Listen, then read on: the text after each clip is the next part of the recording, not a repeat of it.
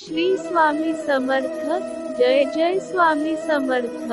अवधूत चिंतन श्री गुरुदेव दत्त दिगंबरा दिगंबरा श्रीपाद वल्लभ दिगंबरा श्रीपाद राजम शरणम प्रपदे। तुम्हा सर्वांवर स्वामींची कृपा सदैव राहो आणि तुमच्या सगळ्या चांगल्या इच्छा स्वामी महाराज पूर्ण करू हीच स्वामींच्या चरणी प्रार्थना करते आणि आजच्या व्हिडिओला सुरुवात करते। मांसाहार का करू नये याचे दत्तगुरूंनी केलेलं विवेचन।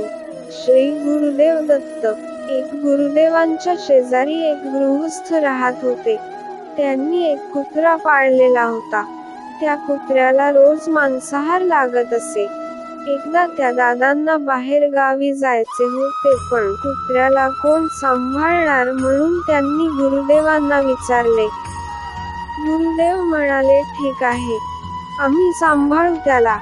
तेव्हा त्यांनी कुत्र्याला मांसाहार लागत असल्याचे सांगितले। गुरुदेव हसले आणि म्हणाले की काळजी करू नका। 2 ते 3 दिवसांनी ते दादा परत आले आणि कुत्र्याला घेऊन गेले। त्याला खायला दिले, पण कुत्रा काही केल्या खात नव्हता। म्हणून येऊन त्यांनी सद्गुरूंना विचारले की तुम्ही याला काय खायला दिले की हा मांस खायला तयार नाही? सद्गुरू हसले आणि म्हणाले की मी तर फक्त दूध आणि भाकरी खायला घातली। जर 2 दिवस सद्गुरू बरोबर राहून प्राणी बदलू शकतात, तर आपण का नको बदलायला? सद्गुरू म्हणाले की उकळून गार केलेले पाणी जर आपण पितो तर ते पचायला 4 तास लागतात।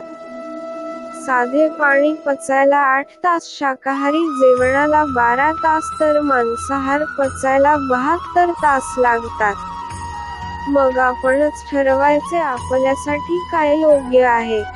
सद्गुरू म्हणाले की मातीमध्ये 2 खडे तयार करा। एका खड्यात मांस आणि दुसऱ्या खड्यात कोणतेही धान्य टाका। 3 दिवस त्याला पाणी घाला। 4थ्या दिवशी बघा, धान्याला अंकुर फुटला असेल तर मांसामध्ये किडे पडले असतील। जेव्हा एखादा प्राणी मारण्यात येतो तेव्हा त्याच्यामध्ये क्रोध आणि मरण्याची भीती यामुळे रासायनिक द्रव्ये तयार होतात जे आपल्यासाठी हानिकारक आहेत। जर आपण आपले कोणी नातेवाईक मेल्यावर त्यांना किचन पर्यंत नेतो का? नाही। याउलट मारलेला प्राणी किचन मध्ये नेऊन शिजवून खाल्ला जातो। याहून अधिक सद्गुरू म्हणाले, मिक्सरचे जे छोटे भांडे असते त्यात गृहिणी चटणी वगैरे बनविते, पण त्याच भांड्यात जर हळकुंड बारीक केले तर भांड्याचे पाते सैल होते। तसेच आपल्या दातांचे पण आहे। मांसाहार करताना दातांना जास्त त्रास होतो, मग पुढे जाऊन लवकर दात पडतात।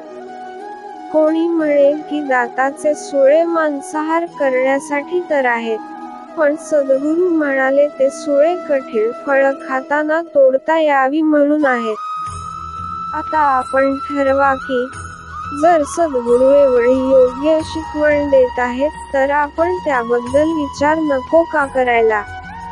करायलाच हवा। शरीराला अनावश्यक गोष्टींपासून दूर राहायलाच हवे।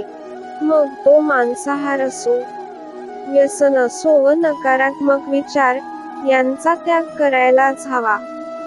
श्री गुरुदेव दत्त। श्री स्वामी समर्थ। जय जय स्वामी समर्थ। अवधूत चिंतन श्री गुरुदेव दत्त दिगंबरा दिगंबरा श्रीपाद वल्लभ दिगंबरा श्रीपाद राजम शरणम प्रपदे।